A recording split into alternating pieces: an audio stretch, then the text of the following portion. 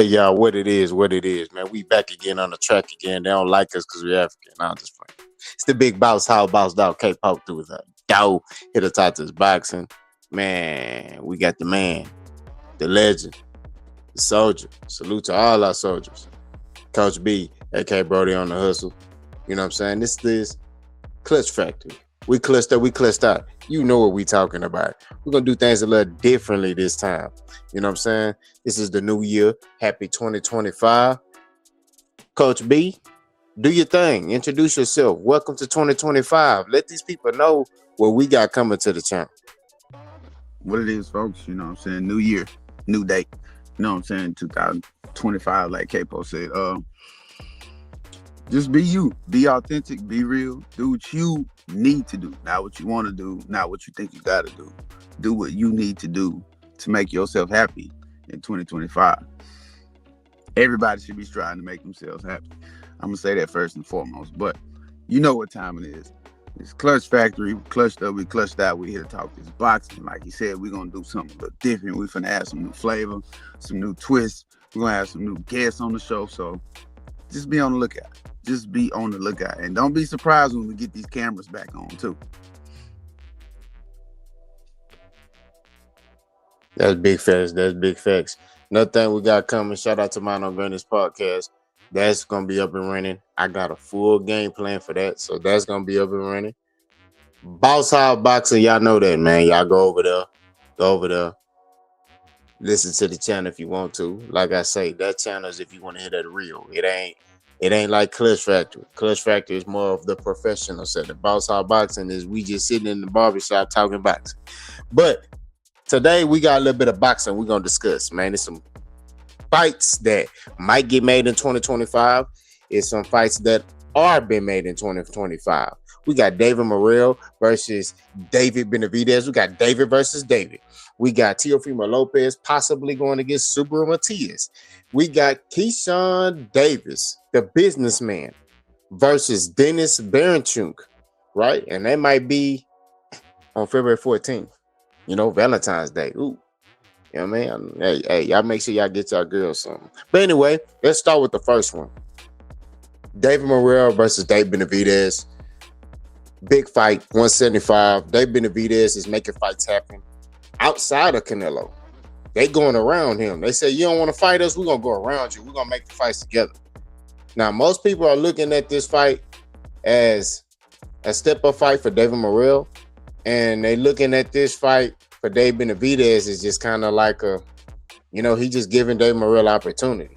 So, Coach, break this fight down. And is this a meaningful fight at 175? And, does this build these guys' legacies outside of Canelo? Let me know something. Quite frankly, I think this is one of those fights that can determine a lot in the short-coming future when it comes to the 175-pounder division. Especially, we know everybody trying to get a piece of Canelo. Oh, yeah, pause, no freak is in full effect at this point. But anyways, everybody trying to get, a chance in the ring with Canelo before he finally decides to, hang the belts up for good. And it's coming soon. So I think this fight between David and David with no Goliath is important to this division in general. It's important to the heavier boxers in the professional sport. Period, because it's going to determine who's that next, Hispanic warrior, who's the great Hispanic warrior. Now, as far as Morell, I'm not going to say he's going to win. I don't want to give him a chance, but if something crazy was to happen, I still don't think he'll reach that superstar status, beating David Benavides. He'll get some recollection, but it's like, okay, cool. You know what I'm saying? He'll get something, but it's not going to put him where he would think it would put him at. But for David Benavides, he has to continue to collect meaningful fights. This is a meaningful fight. Morell has been chasing him all over the place, begging, asking, wanting to, needing to get in the ring with David Benavides. Now, David Benavides is one of those guys, all right, you keep chasing me. One of these days, I'm going to stop and turn around and tag you and say, you're it. Let's get it on, as we can see with this fight between him and Morell. But all BS aside, inside the ring, I'm going to talk about inside the ring, what I think happened. I'm taking David Benavides by a landslide. By a landslide. Simply because we're gonna refer back to Morell's last fight against, I can't pronounce his name, so we're gonna call him Rody. It was his very last fight. He turned in a horrific performance with being able to keep up with high output punching. In his last fight, it was nothing but volume punching. Rody let his hands go. He kept, a nice distance between him and Morell, and he was just teeing off with a bunch of straight punches. He got some looping punches in there, but at the same time, he was throwing the 1-2-2-1 combination down the pipe most of the fight. Morell could not figure out how to land a jab or get into comfortable position. But with all that being said, I say that to say this. David Benavides is a volume puncher. David Benavides is an elite volume puncher. Yeah, he didn't look the part in his last fight against how do you pronounce the name? Vlasic? Yeah, Vlastich. Okay, there we go. So he didn't look what we are accustomed to seeing David Benavides in his first fight, at a heavier weight. But at the same time, he's still that guy. And if you're gonna struggle with somebody who's not as elite of a volume puncher as David Benavides, then at the end of the day, you just gonna take that L. Because Benavides, the way he's shaping up outside of the ring, he got some real bad blood from Morell. I think he's gonna punish him. I'm not gonna say a knockout. I see a knockdown. I won't say a knockout, but Benavides gets this fight won unanimously. I agree. This is a mismatch in my opinion. But I do think that Morell can make it interesting early. I think he'll have some success, but I just think David Benavides is too much. I mean, I think David Benavides is going, like I said, Morell gonna get some shots in, but I just think the pace and the tempo are gonna be too much for Morell because David Benavides can cut up the pace on you. He's not your average, 168, 175 pounder. You know what I mean? With them fast hands, and he can get on his toes if he need to. You know what I'm saying? But I agree, it's gonna be a punishment. I think he's gonna punish him, but I think there is gonna be a stoppage.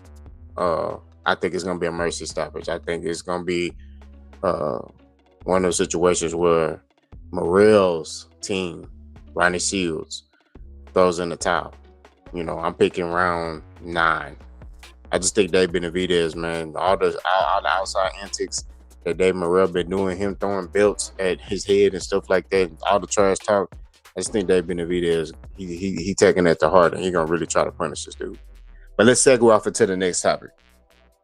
Now, this fight is not finalized, it's not signed, sealed, and delivered, but they close. Teofimo Lopez is putting his WBO title on the line against Super Matias at 140 pounds. Now, this fight right here, to me, is a banger. This is what I'm talking about. Meaningful boxing, meaningful fights, in my opinion. You got a lot of people talking about meaningless fights. This is a meaningful fight, in my opinion, because it's within the same division. And these are two guys that, one is coming off a loss in his last performance, and one hasn't fought in a while, but is coming off of a kind of shaky performance. So, Teofimo's looking for the big fights. So, Coach, I'm going to toss this to you like a halfback toss. What you think about this fight, and who do you got winning? And what do each fighter need to do to beat the other fighter?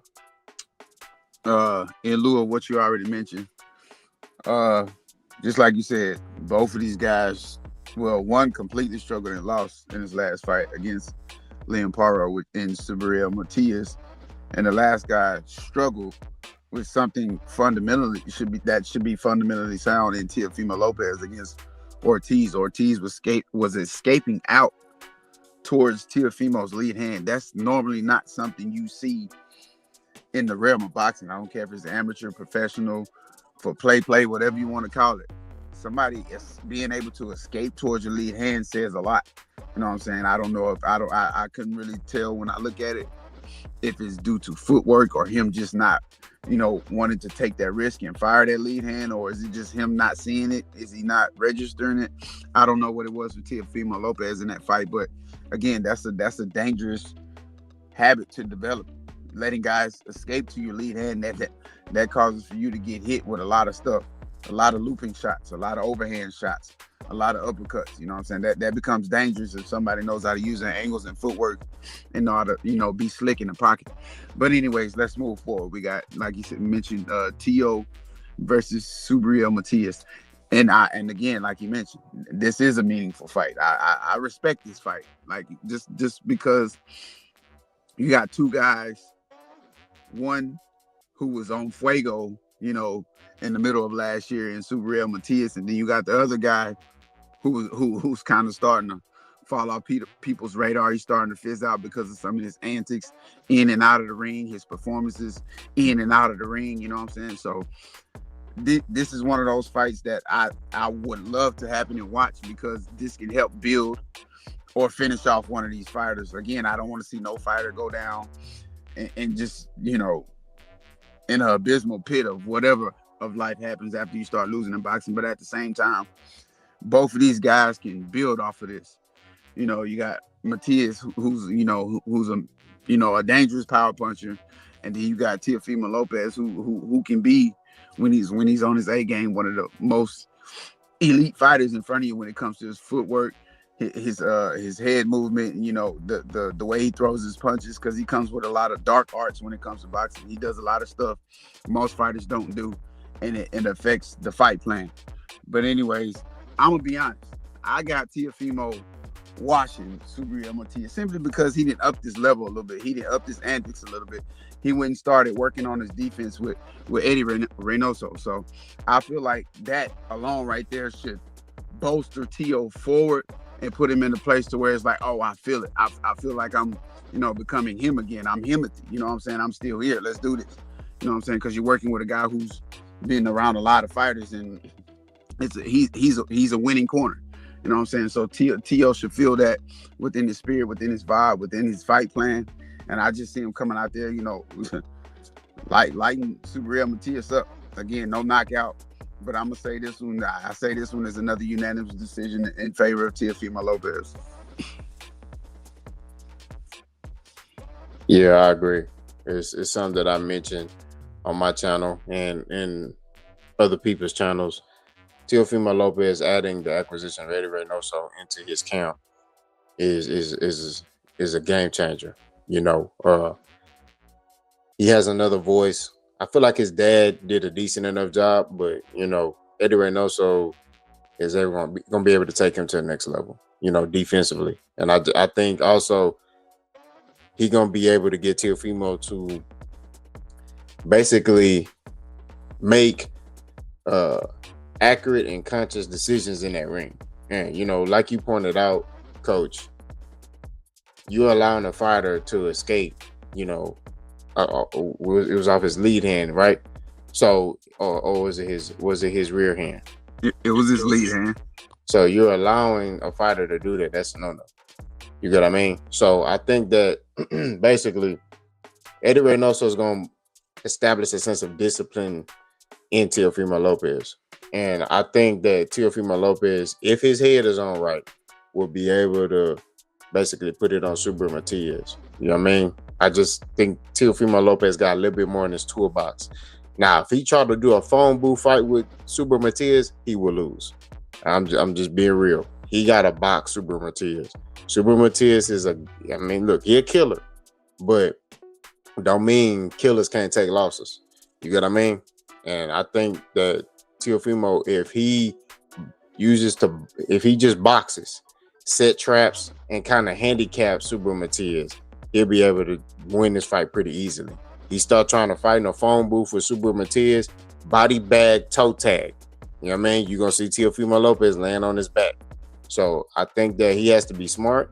And I think him, like I said, adding Eddie Reynoso, he'll be able to add, on the defensive side and the offensive side, a sense of higher boxing IQ That way he can go in there and execute it in the game. I mean, coach, looking at Super Matias, okay, what you think he can do? Because we see what Tio could do. We know Tio got a little bit more in his bag. But what you think Subaru got to do? If you're the coach of Subaru Matias, right? You know that, hey, this guy right here, my fighter right here, he struggles with this type of fighter.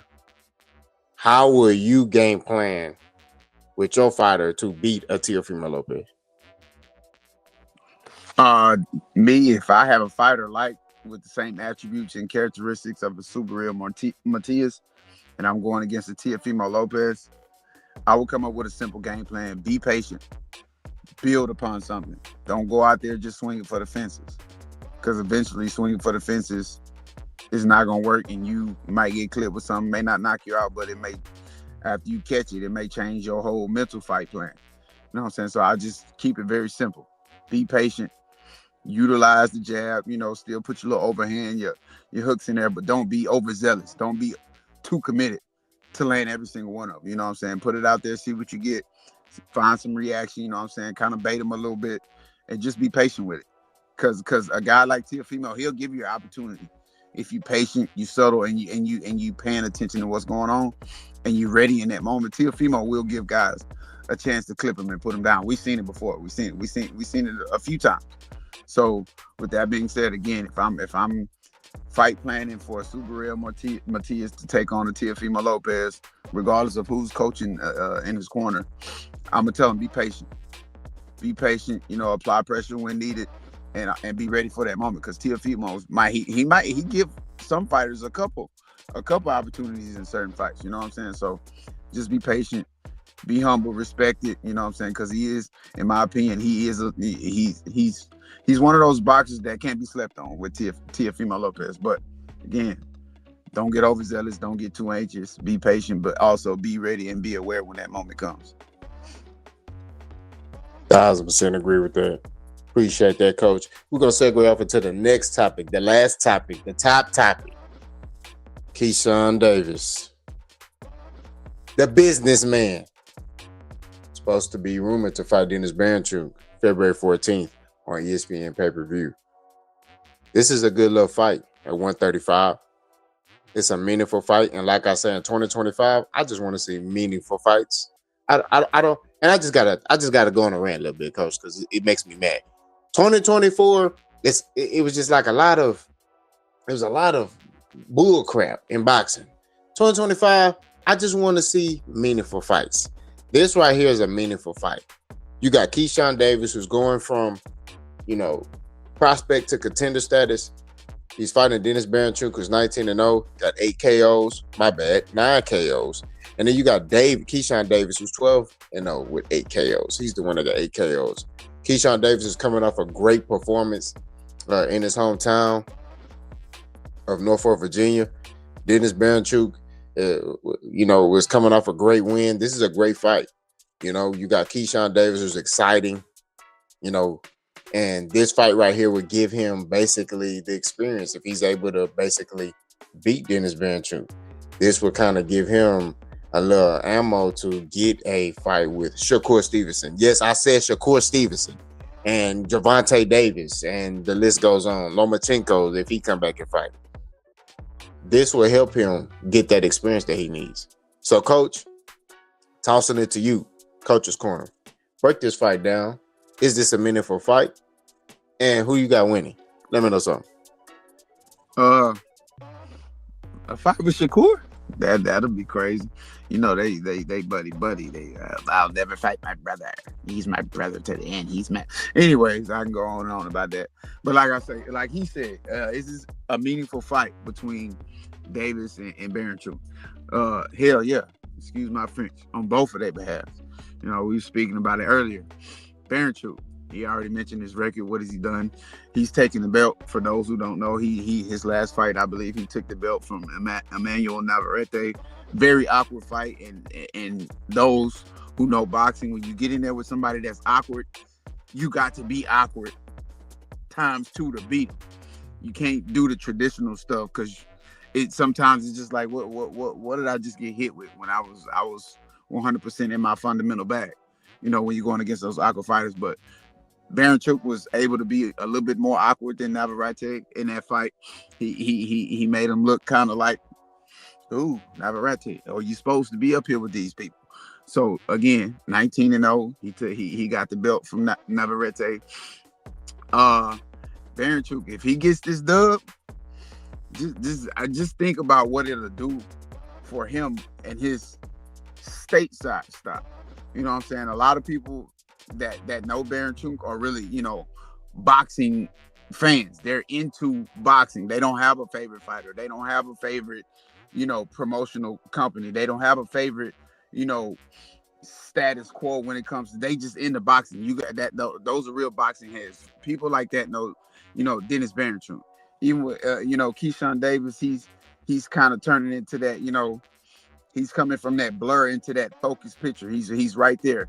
And with Keyshawn Davis, this right here, this, if he was to win this fight, this get, focus his picture a little bit more. You'll be able to see him a little bit more, because he's one of those, stars that fly across so quick, and it's like, dang, he did have that, portion of his career where he was literally just beating boys to sleep.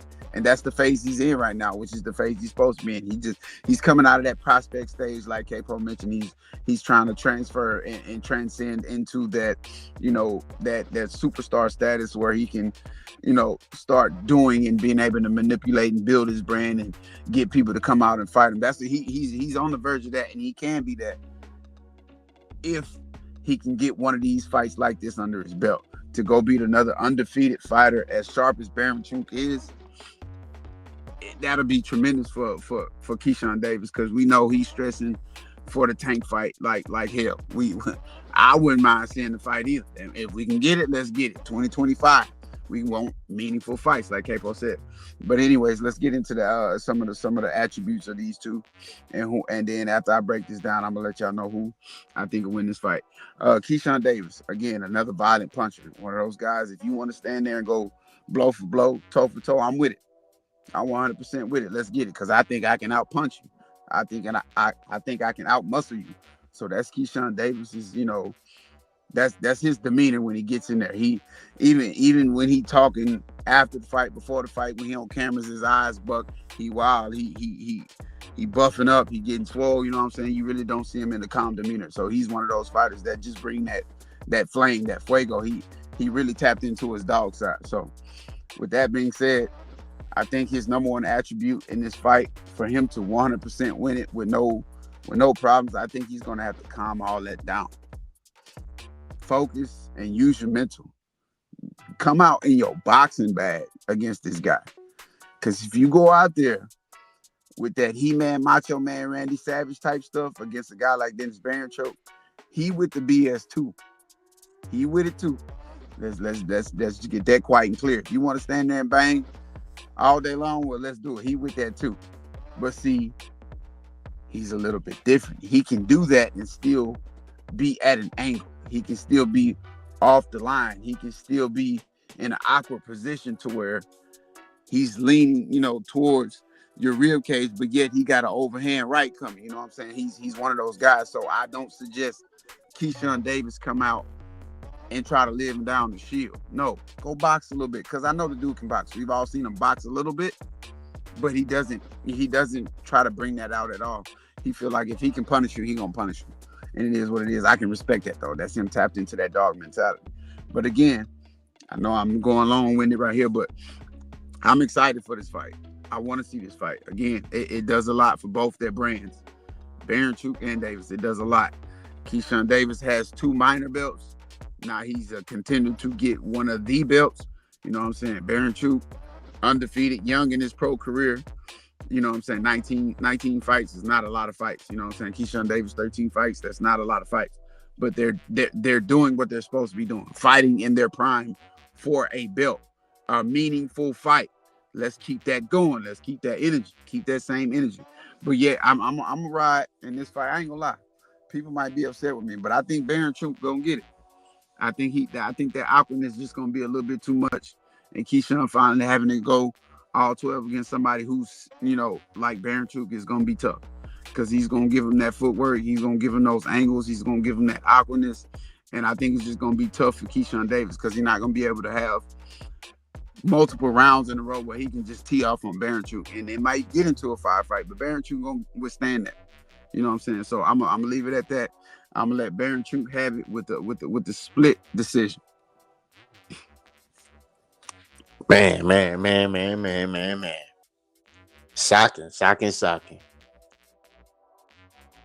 Baranchuk is awkward. But I'm gonna have to go the other way with this one because I think Keyshawn, man, gonna get it. I think he gonna rise to the occasion. I got it split decision going the other way to Keyshawn though. He's definitely gonna struggle, because this is definitely a step up fight for him. This is a step up fight for him, man. I think Keyshawn knows this is a meaningful fight. He knows this is gonna take him to that next level, and I think he can get the job done. You know what I'm saying? I think he can do just enough just to get his hand raised. You know what I mean? All depends on his mindset though, like you pointed out. And I like the fact when you break down fights, you always bring up the mental aspect of it. A lot of people don't talk about it. They talk about all the physical characteristics that a fighter has, but Coach B always brings up the mental. And that's why Coach B is gonna be one of them coaches. Y'all remember this conversation. He gonna be one of them coaches that y'all see with a top fighter one day as a pro, because he's pointing out not only the physical but the mental. So mentally, if Keyshawn Davis is right, he go in there and he executes the game plan. Right, he's patient. I think he can win by split decision. Like I pointed out, it's not finna be easy. It's gonna be rounds that I think Baranchuk will steal, but there's gonna be rounds Keyshawn Davis outright wins. You got me? But it's definitely gonna be a tough fight for both guys. But Coach, I'm gonna toss it back to you. What is one attribute you see out of both guys that each fighter need to take away? Oh, subtract. With Keyshawn Davis, for him, an attribute to subtract would be how can I explain it? Because I don't want to make it a mental. Okay. When you see that you cannot knock this guy out, understand it. Just understand it. Don't be too prideful. Let me put it like that. Don't be too prideful. Let's take the pride out of it this time. So if that's it, because he's a very prideful guy. So that if I can take away one attribute, because remember, I'm going with mental right here. If I can take away one attribute, don't be too prideful. If you can't knock him down, if you can't knock him out, you still cannot box him. You have that. And physical attribute, head on the line too long. Let's take that away. Let's keep that thing moving. Let's keep the head off the center line. Let's keep the head off the center line. So I gave you a mental, and I gave you a physical. For Baranchuk, mental, I would say don't get too angry, because I know he's gonna get frustrated in this fight. I can see Baranchuk getting frustrated in this fight. You know what I'm saying? And he's a European boxer. They get hot-headed easy. They get mad quick, especially if they can't have their way. Stay calm. Stay calm. Stay calm. You're gonna get hit with some shots, and sometimes you're gonna wish you hit him with some shots. So lose the hot-headedness mentally. Drop the hot-headedness, because I don't know what it is about them European fighters. You can look at them. They get frustrated in that ring when they can't have their way. But drop the hot-headedness for the mental part. Physical, I know it's not something you can actually take away, but you can build upon it. I would say speed. You know what I'm saying? I would like to. Matter of fact, I'm not going to take away. I'm going to say add some more speed, because I really don't have too much I would take away from Baranchuk. But I would like to see him with a little bit more speed, even though if he's been working on it and it's there, then that ups his chances. But if I can add an attribute, not necessarily take away, I would just add a little bit more speed to Baranchuk. Hand speed. because his footwork is angle. So with angles, you really don't depend upon speed. You just depend upon movement. You know what I'm saying? Right timing, right place, right time type stuff when it comes to angles. Angles has nothing to do with speed at all. Pivoting has nothing to do with speed. It's just right place, right time, right movement, right time. So if I can add an attribute, I know you said take away. If I can add an attribute to Baron, I would add some speed to his hands.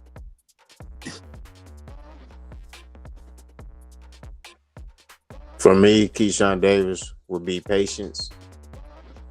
Um, say head movement, because at times he, like you said, he keep his head in center line. And then for Barrington, speed and patience as well. You know what I mean? Because he could get frustrated with a Keyshawn Davis. You know what I mean? So, but it's very key that a lot of y'all, when y'all hear this stuff, you understand boxing's more mental than physical. I mean, you got a coach right here who actually coached fighters in the amateur. So he understands, and I actually competed in the amateur. So when we sitting here, we're not sitting here telling y'all this because we watched one fight and was like, we're going to talk boxing. Yeah. No, it's not like that.